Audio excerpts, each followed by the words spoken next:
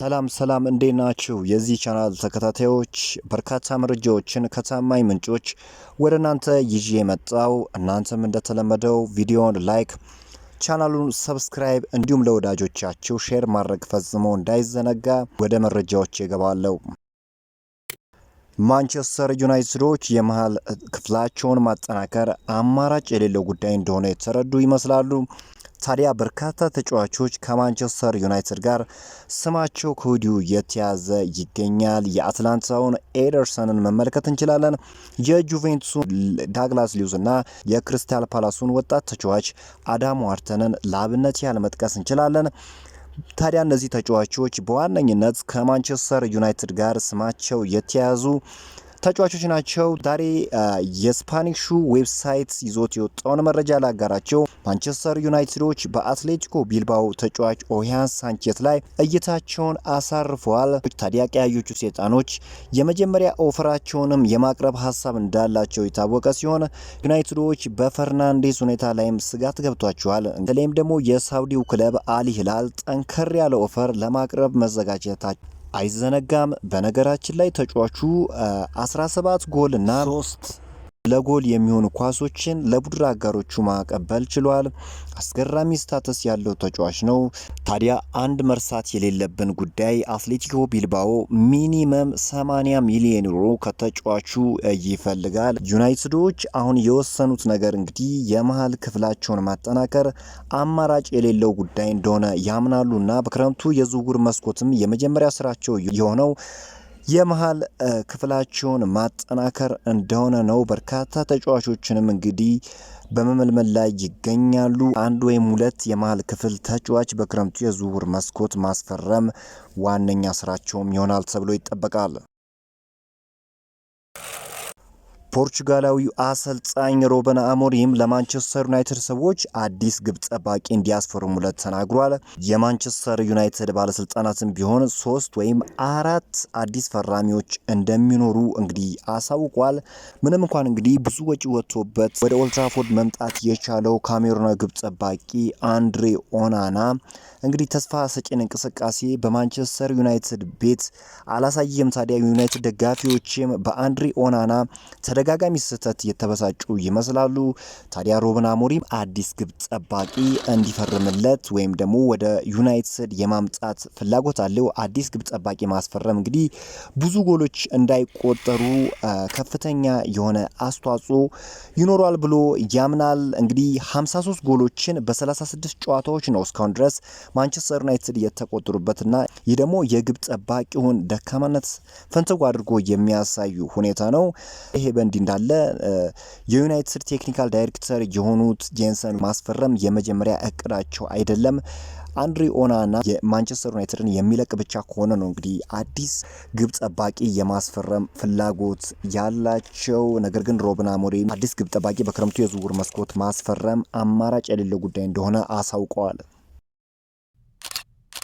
የማንቸስተር ዩናይትድ ታዳጊ ተጫዋች የሆነው ገብርኤል ቤንቸሪ ለዌልስ ብሔራዊ ቡድን እንግዲህ ጥሪ ደርሶታል። ታዲያ 29 ተጫዋቾች ናቸው ጥሪ የደረሳቸው። ከነዚህ ውስጥም እንግዲህ የማንቸስተር ዩናይትድ ተስፈኛ ተጫዋች የሆነው ገብርኤል ቤንቸሪ መካተት ችሏል። እንግዲህ ተጫዋቹ አስደናቂ እንቅስቃሴን በማንቸስተር ዩናይትድ ታዳጊ ቤት እያሳየ ይገኛል እና ታዲያ ከዌልስ ብሔራዊ ቡድንም እንግዲህ ጥሪ እንደደረሰው ነው የተነገረው። የመሃል ተከላካይ ማስፈረም አማራጭ የሌለው ጉዳይ ነው ሲሉ የማንቸስተር ዩናይትድ አሰልጣኝ የሆኑት ሮበን አሞሪም ተናግረዋል። በጉዳት ምክንያት የማንቸስተር ዩናይትድ አዲስ ፈራሚ የሆኑት ማቲያስ ዴሊክትና ሌኒዮሮ ግልጋሎታቸው ጥሩ የሚባል አይደለም ወይም ግልጋሎታቸውን እየሰጡ አይደለም። ተጫዋቾች ሁሌም ቢሆን ፊትነሳቸው የተስተካከለ እንዲሆን እፈልጋለሁ ሲሉ ነው እንግዲህ ፖርቹጋላዊ አሰልጣኝ የተናገሩት። እኔ የምጨነቀው ስለ ቀጣይ አመት ነው። በዚህ ሁኔታ መቀጠል የለብንም ሲሉ ተናግረዋል። አዲስ የመሃል ተከላካይ ማስፈረም እንፈልጋለን ሲሉ እንደዚሁ አክለዋል። ማርከስ ራሽፎርድ ማንቸስተር ዩናይትዶች በ40 ሚሊዮን ፓውንድ እንደሚሸጡት እምነት እንዳለው ተነግሯል። ነገር ግን 325,000 ፓውንድ የሆነውን ሳምንታዊ ደሞዙን የመቀነስ ፍላጎት እንደሌለው አሳውቋል። ተጫዋቹ በተለይም ደግሞ ከስፔኑ ክለብ ባርሴሎና ጋር ስሙ ሲያዝ ቆይቷል። አሁንም ቢሆን ያሳወቀው ነገር ግን ሳምንታዊ ደሞዙን የመቀነስ ምንም አይነት ሀሳብ እንደሌለው አሳውቋል። ብራዚላዊው የወልቨርሃምፕተኑ ተጫዋች ማቲያስ ኩና ወደ ዩናይትድ ማምራት ፍላጎቱ እንደሆነ አሳውቋል። የሰሜን ለንደኑ ክለብ አርሰናል የተጫዋቹን ዝውውር ለመጥለፍ ሙከራ ያደረጉ ሲሆን ነገር ግን ተጫዋቹ ወደ ዩናይትድ ማምራት ፍላጎቱ እንደሆነ አሳውቋል። የመጨረሻ ድርድሮች በአሁኑ ሰዓት እየተካሄዱ ሲሆን ቀያዮቹ ሰይጣኖች 62.5 ሚሊዮን ፓውንድ የውል ማፍረሻውን ለመክፈል ፈቃደኛ ሆነዋል።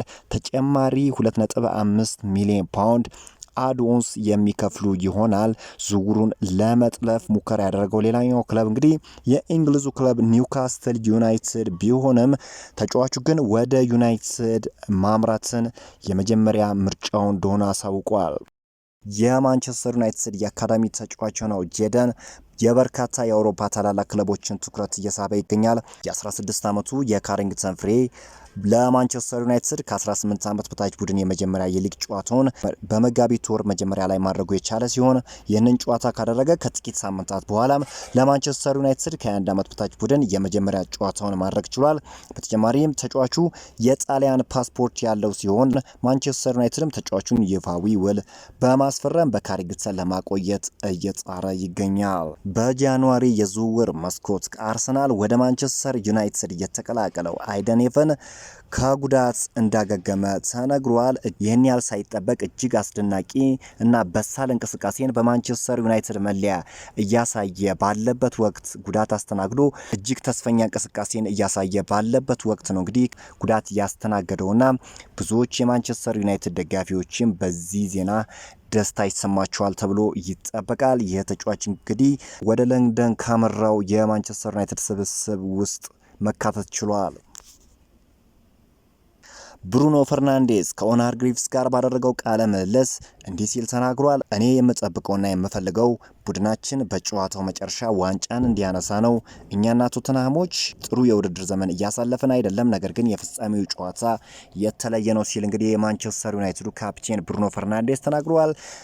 ስለ ዛሬው ጨዋታ ደግሞ እንግዲህ ኢንዞ ማሪስካ ሲጠየቁ እውነትን ለመናገር ትኩረቴ በራሴ ክለብ ላይ ነው፣ ማንቸስተር ዩናይትድ ስለሚገኝበት ወቅታዊ ሁኔታ የሚመለከተኝ ነገር የለም ሲሉ መልሰዋል። እንግዲህ ቼልሲዎች የአውሮፓ ሻምፒዮንስ ሊግ ተሳትፎን ለማግኘት የሚያደርጉት ይህንን ጨዋታ፣ በአንጻሩ ማንቸስተር ዩናይትድ ለመርሃ ግብር ማሟያነት የሚያደርጉት ጨዋታ ነው። ጨዋታዎችን ማሸነፍ በስነ ልቦናው የሚፈጥረው ጥንካሬ በራሱ ጥቅም ይኖረዋል ተብሎ ይጠበቃልና ዩናይትድ የዛሬውን ጨዋታ ለማሸነፍ ጥረት ያደርጋል ተብሎ ይጠበቃል። እንግዲህ ውድ የዚህ ቻናል ተከታታዮች በዛሬው ዕለት ይዘንላችሁ የመጣናቸው መረጃዎች ይህን ይመስላሉ። በነገው ዕለትም እንግዲህ አዳዲስ መረጃዎችን ወደ እናንተ ይዘን እንመጣለን። በአዲስ ቪዲዮ እስክንገናኝ ድረስ መልካም ሁሉ ተመኘው።